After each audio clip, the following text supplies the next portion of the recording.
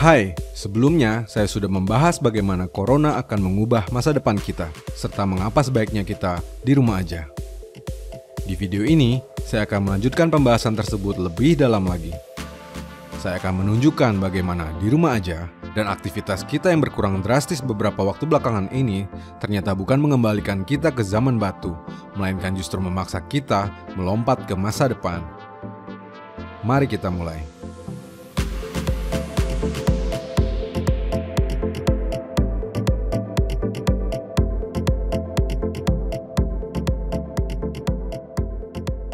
Semua akan berubah, tentu saja.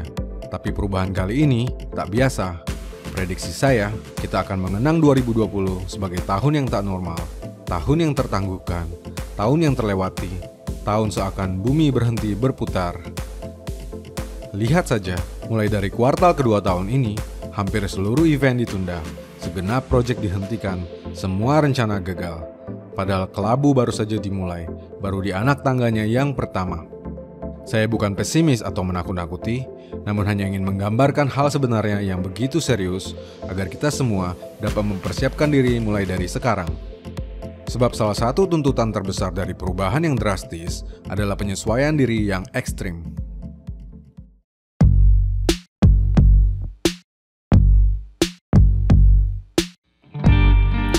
Kali ini adalah sebuah pandemi. Level tertinggi dari sebuah wabah penyakit yang menyebar secara global dengan sangat cepat, di mana pertumbuhan jumlah orang yang terinfeksi tidak bisa lagi dikendalikan. Pengalaman menunjukkan, setiap pandemi terjadi, dibutuhkan waktu yang panjang sebelum kondisi benar-benar berhasil dipulihkan. Untuk pandemi yang berhubungan dengan influenza, waktu yang dibutuhkan adalah sekitar 1 tahun sebelum berhasil dikendalikan. Berikut beberapa datanya. Spanish flu 1918-1920, Asian flu 1957 sampai 1958, Hong Kong flu 1968 sampai 1969, Russian flu 1977 sampai 1978, H1N1 atau Zero Nine Flu Pandemic 2009 sampai 2010. Pandemi flu terakhir ini, H1N1 atau swine flu atau flu babi, berlangsung antara Januari 2009 hingga Agustus 2010, yang memakan waktu kurang lebih 19 bulan lamanya. Maka tepatlah rasanya jika saat ini kita memang baru berada di anak tangga yang pertama, sebab baru beberapa minggu saja kita memulainya. Perjalanan masih jauh, padahal efek yang ditimbulkannya sudah terasa begitu menyeramkan, bukan?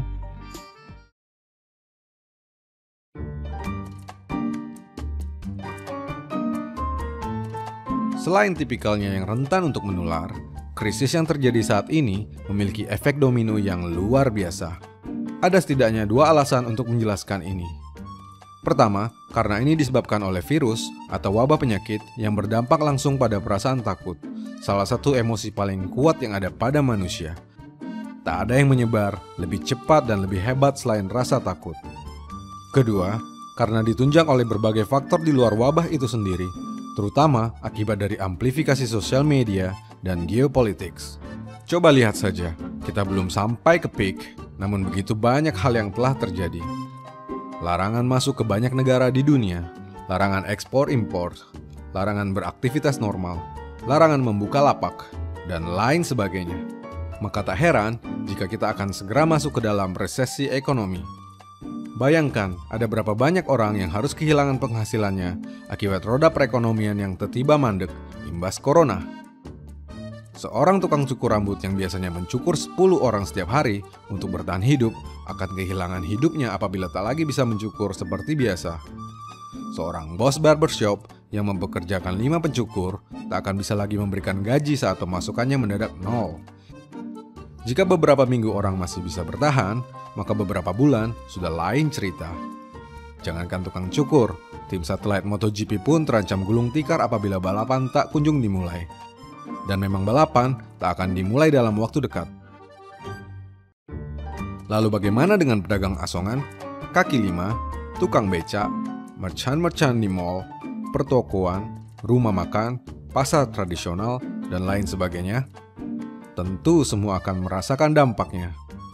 Efek domino selanjutnya yang tak kalah buruk adalah meningkatnya kredit macet dan menurunnya daya beli masyarakat secara ekstrim. Keduanya merupakan indikator yang memicu krisis moneter.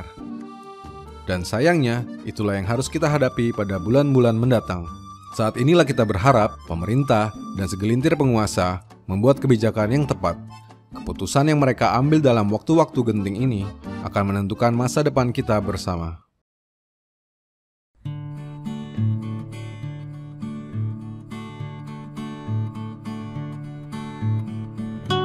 Perbedaan mencolok krisis kali ini adalah pada waktu ia terjadi. Mari kita lihat kembali pandemi flu terakhir kali yang terjadi di tahun 2009 atau pada saat krisis ekonomi 2008. Waktu itu, Facebook dan berbagai sosial media memang sudah ada, tapi belum sepopuler dan seramai sekarang. Perangkat mobile yang paling banyak dipakai pun paling mentok adalah BlackBerry, yang canggihnya cuma buat BBM-an doang. Istilah hoax belum kita kenal seakrab ini. Tapi sekarang, semua telah berubah. Justru kalau sekarang kita belum bisa bekerja dari rumah, maka kita akan dianggap kuno. Lebih daripada itu, berbagai anjuran mengenai cara kita melindungi diri lambat laun telah menjadi hal yang seolah wajib untuk dilakukan. Sebulan lalu, siapa yang tahu apa itu APD? Sekarang, kita ngomong APD melulu. Pergeseran ini bukan tak mungkin akan menimbulkan kebiasaan-kebiasaan baru yang kelak akan menjadi sesuatu yang permanen. Cek suhu tubuh di mana-mana, social distancing, pakai masker, bekerja dari rumah, belajar dari rumah, meeting online, sekolah dan kuliah online, pengadilan online, nikahan online, pacaran online. Sekarang bayangkan, seorang gaptek yang biasanya harus ke ATM melulu hanya untuk cek saldo, transfer uang, atau bayar listrik, kini dipaksa untuk melakukan itu semua menggunakan smartphone miliknya. Tentu ia akan segera merasakan kemudahannya dan tak pernah mau lagi ke ATM untuk melakukannya. Barangkali ia menyesal betapa bodohnya ia selama ini. Itu contoh yang sepele. Faktanya, ada banyak sekali hal yang memang seharusnya dapat dilakukan dengan teknologi yang belum diadopsi oleh masyarakat kita. Pergeseran-pergeseran ini memang sepatutnya terjadi. Namanya disrupsi teknologi. Tapi dari yang seharusnya memakan waktu bertahun lamanya, dipaksa menjadi begitu gegas kala krisis terjadi. Dan meski sekarang semua orang sedang mengurung diri, menghentikan sementara aktivitasnya, kita ternyata bukan kembali ke zaman batu, melainkan dipaksa melompat ke masa depan. Beberapa perusahaan di Wuhan dan Tiongkok mulai mempertimbangkan untuk meneruskan pola kerja yang mereka terapkan saat pandemi corona merebak di sana, yaitu bekerja dari rumah. Inilah yang saya sebut sebagai sesuatu yang tidak lazim saat normal, menjadi lazim saat krisis, kemudian menjadi mainstream saat krisis selesai. Kelihatannya bagus, tapi efek samping saat ia diterapkan secara luas adalah hilangnya banyak jenis pekerjaan dan PHK besar-besaran. Ternyata, apa yang hilang saat krisis punya kemungkinan untuk tak kembali setelah semuanya normal. Revolusi tersebut pada akhirnya memang akan terjadi. Sudah diprediksi oleh banyak ahli mengenai revolusi industri 4.0.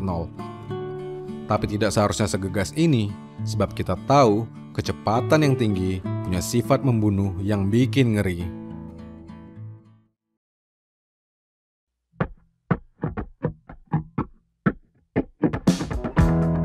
Tentu saja, selalu ada peluang dan kesempatan saat krisis terjadi, apapun itu.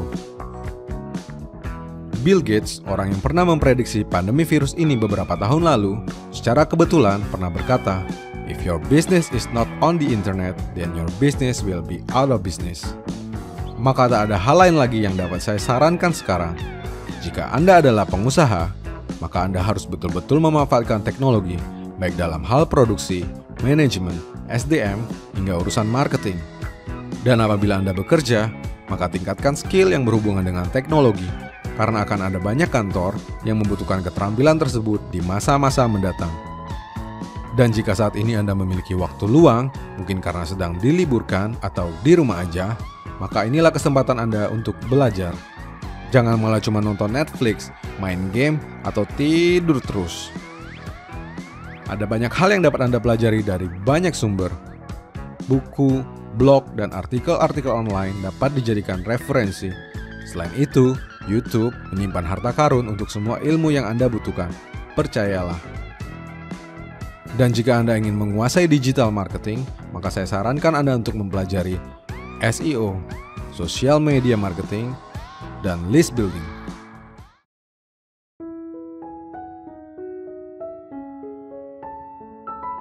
Kita sudah sampai di sini. Semoga saat Anda membaca tulisan ini, keadaan sudah menjadi lebih baik.